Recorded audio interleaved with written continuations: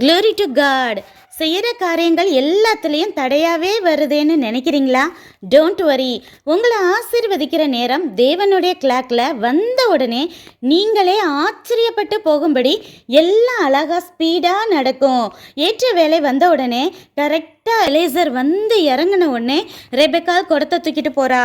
மற்ற கல்யாணமாகாத பெண்கள் வராதபடிக்கு தேவன் நிறுத்தி வைக்கிறாரு.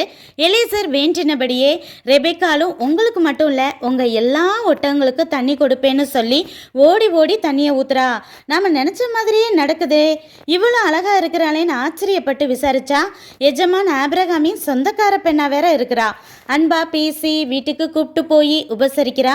ரெபெக்காலின் பெற்றோர் அண்ணனிடம் பேசின உடனே அவர்களும் இந்த காரியம் கர்த்தரால் வந்ததுன்னு சம்மதம் சொல்ல தேவ சித்தம்னு தெரிஞ்ச உடனே ரெபெக்காலும் ஓகேன்னு சொல்லி ட்ரெஸ்ஸு தேவையானது எல்லாம் பேக் பண்ணிட்டு கிளம்பிட்டா. ஏற்ற வேலை வந்த உடனே எப்படி எல்லாம் நடக்குதுன்னு பார்த்தீங்களா?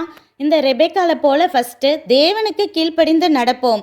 தேவ சித்தம் இருந்தால் அவரே ஏற்ற வேலையில் ஆட்டோமேட்டிக்காக எல்லாவற்றையும் செய்து ஆசிர்வதிக்கிட்டுன்னு ஒப்பு கொடுப்போமே. சரிதானே? வாழ்த்துக்கள். நன்றி.